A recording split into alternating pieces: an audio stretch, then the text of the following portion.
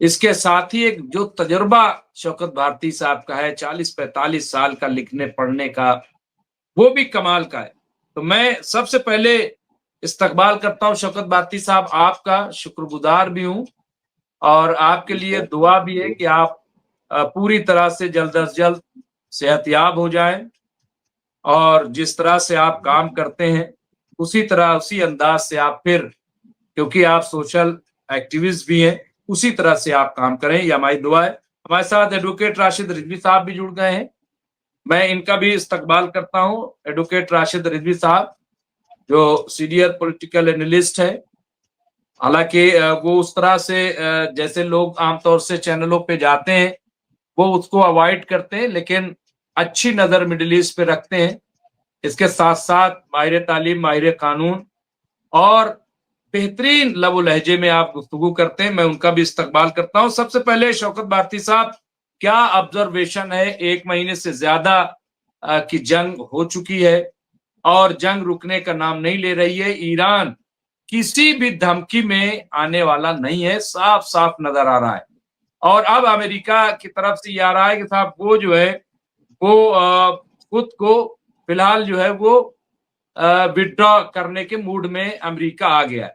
क्यों विथड्रॉ करेगा? क्या इसके पीछे है? सब ज़ाहिर-सी बात है चीज़ें बहुत वाज़ेह है, लेकिन आपकी ऑब्जर्वेशन क्या है शौकत भारती साहब? देखिए, किसी का पिछला रिकॉर्ड देखा जाता है कि वो कैसा है। तो ट्रंप का रिकॉर्ड अगर आप देखेंगे, तो ट्रंप की बातों के ऊपर भरोसा करना जो है, यकीन करना और उसको सामने रखकर एनालिसिस करना, वो बहुत बड़ी गलती होती है, क्योंकि ट्रंप कहता क्या है, करता क्या है। तो ट्रंप की किसी बात के ऊपर हम ये सोचें कि वो कह रहा है कि हम विथड्रॉ करने जा रहे हैं और विथड्रॉ कर लेगा, तो ये भी यकीन की बातचीत नहीं है। देखिए, 2 बातें वो कह रहा है इसमें। एक कह रहा है कि आज रात में ही हम बंद कर देंगे जंग को, ठीक है? और दूसरी तरफ ये कह रहा है कि 1-2 हफ्ते में हम वहां से शिफ्ट करेंगे। तो इसी के अंदर तज़ाद है। और पुराना रिकॉर्ड आपने देखा कि नेगोशिएशन की बातचीत चलती रहती थी और कह रहा है कि बहुत अच्छी बात हो रही है और ये हो रहा है, वो हो रहा है, और उसके बाद उसने अटैक कर दिया। तो ट्रंप की बात के ऊपर भरोसा करना वो नहीं है ठीक, क्योंकि अमेरिका के अंदर भी एक ऐसी पोजीशन आ चुकी है कि ट्रंप के ऊपर खुद अमेरिकन कोई भरोसा नहीं कर रहे हैं और हालात इस हद तक पहुंच गए हैं कि मिड टर्म पोल से आगे उनका बढ़ना इम्पॉसिबल है। यानी वो 5 साल 2023 से 28 अब कंप्लीट नहीं कर सकते। ये बात मैं अभी आपके सामने बोल रहा हूं।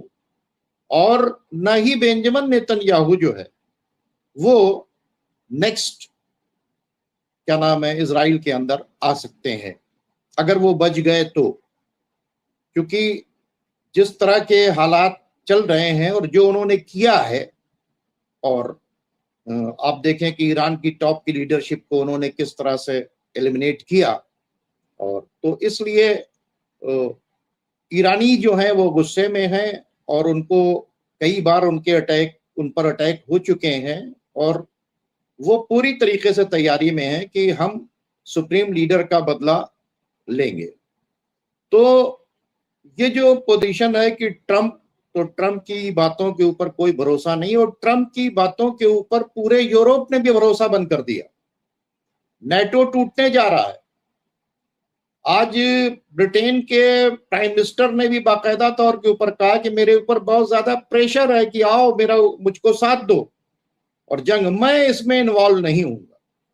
क्योंकि देखिए, मैंने आपसे बहुत पहले कहा था कि जिनके पास लाशें उठाने का जज्बा होता है, ठीक है, उनसे टकराना आसान नहीं होता। इन लोगों के पास लाशें गिराने का जज्बा है, ईरान के पास लाशें उठाने का जज्बा है। इनकी अपनी कोई आइडियोलॉजी नहीं है। ईरान की एक आइडियोलॉजी है कि जालिम ताकतों के खिलाफ जो है हमें झुकना नहीं है, बल्कि आखिरी सांस तक टकराना है। इनके पास कैरेक्टर लेस लीडरशिप है, जिसका कोई कैरेक्टर ही नहीं है। एप्स्टीन फाइल के अंदर ईरानियों के पास कैरेक्टर वाली लीडरशिप है, सुप्रीम लीडर जैसे जो हमारे अब नहीं रहे। तो और उसके बाद की जो भी लीडरशिप है आप देख लें, सब कैरेक्टर वाली लीडरशिप है। तो अब ईरानी कौम से लड़ना जो है वो, चूंकि ईरान को कम बर्बाद नहीं किया गया, ईरान को बहुत बर्बाद किया गया, बहुत ज्यादा। 46,000 तो बिल्डिंग सिर्फ गिरी है। इन्होंने ईरान को मतलब बहुत डिस्ट्रॉय किया, लेकिन वो उनकी सड़कों से जज्बे शहादत नहीं मिटा सके। वो भीड़ जो है वो हर अटैक के बाद जो है वो सामने आ जाती है, और जैसे अपनी जान को फिदा करने वाले जो ग्रुप्स हैं वो बड़ी तेजी से IRGC में शामिल हो रहे हैं, और वो बाकायदा तौर के ऊपर कह रहे हैं कि आओ भाई, सामने आओ, भेजो अपने ग्राउंड ट्रूप्स को, भेजो, हम तो इंतजार कर रहे हैं। ठीक है। और उसके साथ में आपने ये देखा कि उन्होंने जो मिडिल ईस्ट के अंदर जो बेसिस के ऊपर आज जो अटैक हुआ है, उसका जो वीडियो किसी ने जारी किया है कि अमेरिकन जो थे वो बंकर में थे, उसके ऊपर आकर ईरान का एक मिसाइल गिरा। बेनगोरियन एयरपोर्ट के ऊपर जो है, जहां के ऊपर E3 वगैरह और रिफ्यूलिंग जो क्या नाम है जहाज हैं शिफ्ट होकर पहुंचे हैं, वहां के ऊपर भी अटैक हो गया। इजराइल का कोई कोना ऐसा नहीं है कि जहां के ऊपर ईरान के मिसाइल्स नहीं गिर रहे हों, और ईरान ने जो 18 जो जगह को सिलेक्ट किया था उनके ऊपर उनके अटैक शुरू हो गए हैं। अभी बहुत सी रिपोर्ट्स आएंगे, अमेज़न के ऊपर तो कंफर्म हो गया कि उनका अटैक हो गया। सबसे बड़ी बातचीत है कि ट्रम्प जो कुछ कहता है वो करता नहीं है, ईरान जो कुछ कहता है वो करता है। सबसे बुनियादी जो बात यह है कि ईरान जो कहता है वो करता है। आप सुप्रीम लीडर से लेकर इस वक्त के IRGC के चीफ कौनी तक को सुन लीजिए, उनके पुराने पार्लियामेंट के स्पीकर से आज तक के स्पीकर को सुन लीजिए, अब्दुल्लाहियान से लेकर अब्बास अराक्ची तक को सुन लीजिए, वो जो कहते हैं वो करते हैं। तो अब हमें तो अफसोस है कि जिस तरह से UAE उचक रहा है कि हम पूरी तरीके से हमला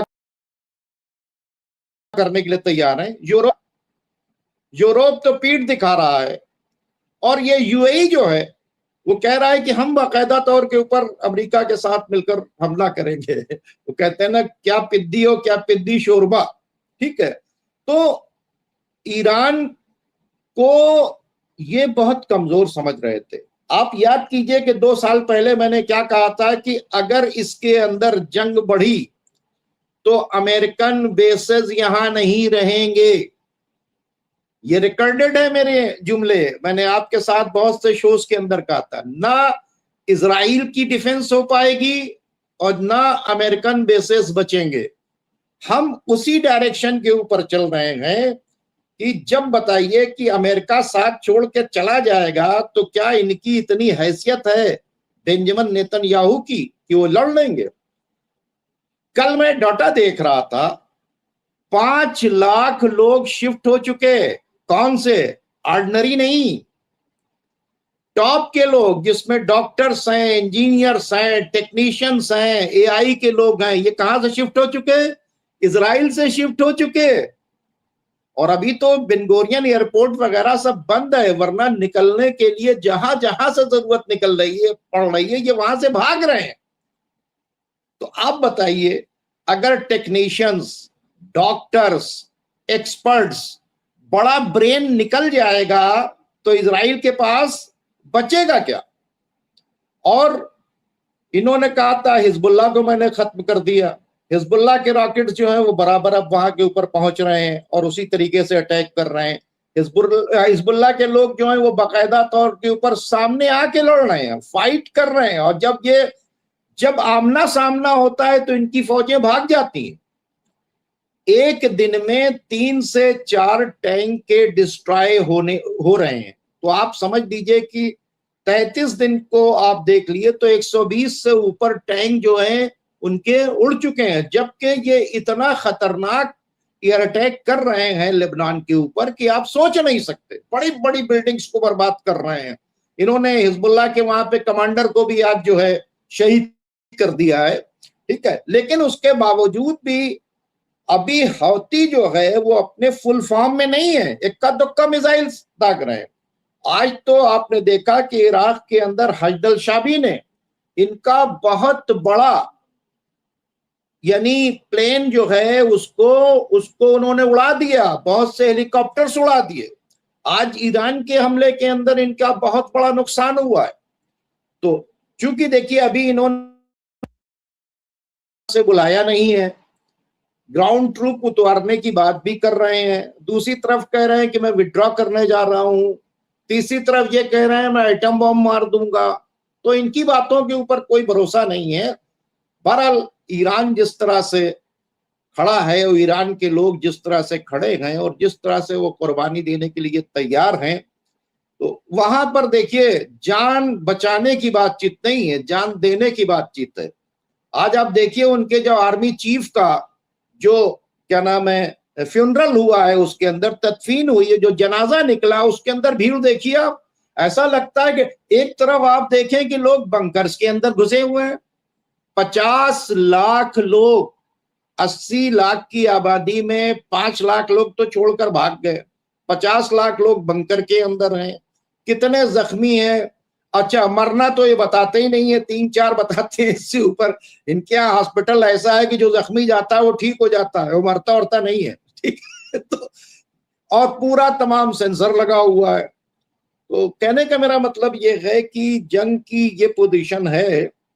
अब और जो बात चल रही थी पाकिस्तान के अंदर और टर्की और यूएई के लोग, उसके अंदर जो सबसे बड़ा स्टेटमेंट है, चाइना गए हैं पाकिस्तान के वजीर आजम, जब वहां के ऊपर पहुंचे हैं चाइना, तो उन्होंने ये भी जुमला कहा कि ईरान के ऊपर कहीं एटम बॉम्ब अमेरिका ना मार दे।